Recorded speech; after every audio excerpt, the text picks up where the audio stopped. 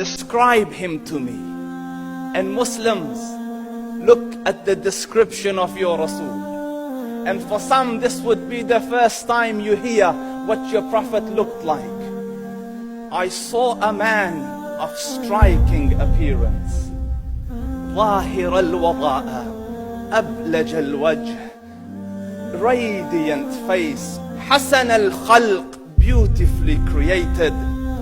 لم تعبه الثجلة, his belly wasn't protruding. ولم تزر به السعلة, nor was his head disproportionate and small. وسيم قسيم, proportionate and delicate, finely made, a specimen of a creation. في عينيه دعج, in his eyes there was a contrast.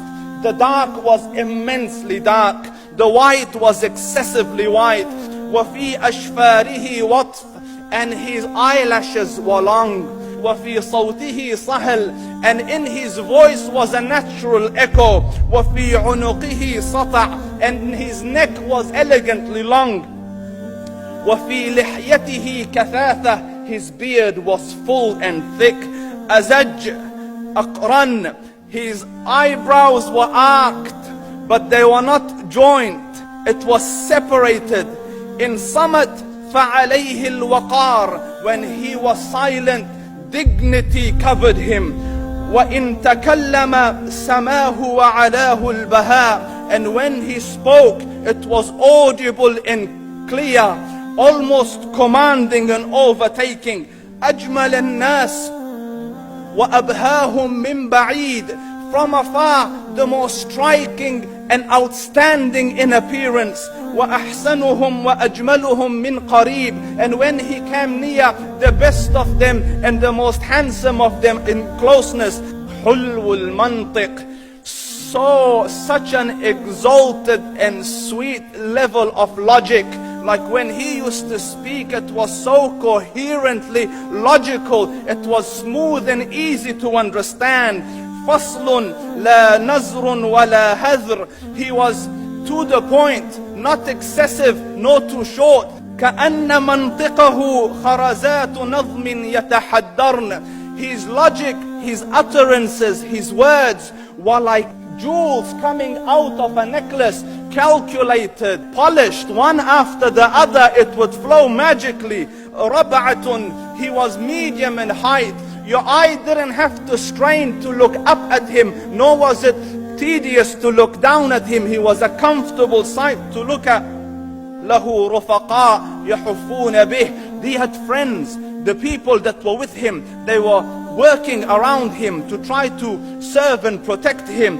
إن قال سمعوا لقوله, when he used to say something, they used to hearken to what he used to say. وإن أمر تبادروا إلى أمره, when he commanded, they used to compete to fulfill the command. This is Muhammad Rasulullah.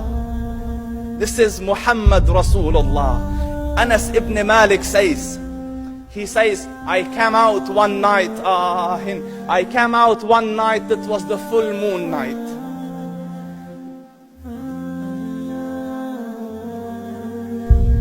And I looked at the moon, and in the desert, understand, the moon is an awesome sight. It is smooth, it is radiant, it is clear, it is gentle compared to the scorching sun at which they are used to. So the moon was the epitome of beauty. So he says, I came out at a full moon night and I looked at the moon and I saw it beautiful, handsome. So I said, let me go see if the moon is more handsome or my Prophet is more handsome. Let me see if that is more beautiful or the Prophet is more beautiful. So I went and I saw him standing afar. So I looked at his face and I looked at the moon, and I looked at his face, and I looked at the moon, and I looked at his face, and I looked at the moon, and he said, Wallahi, he was more handsome than the moon in its entirety. That is just the look of your Rasul. Aisha radiyallahu anha says, I was sewing with the needle, my needle dropped in the dark, I couldn't find it. I said, Ya Rasul, I can't find it. He moved his face close, and I swear, out of the radiance of his face, I found my needle. And The Prophet sallallahu alaihi wasallam was mind-bogglingly handsome, but his handsomeness was covered with waqar and jalal and haiba. The Sahaba say, when we used to sit at his feet, two feelings conflicting would come on the heart. The first one, you wanted to look at him. You wanted to behold the majesty of his face. And when you wanted to look up, shyness used to overtake you, so you used to look down. Amr ibn al-As says, I sat with him many times, but if you ask me to describe his face, I can't describe it. I wouldn't be able to look up to him ijlalan wa ta'zeeman. I couldn't look up at him. And that is why he didn't have the problems that Yusuf alayhi salam had. Because it was difficult to penetrate the awe and the splendor of the Rasul.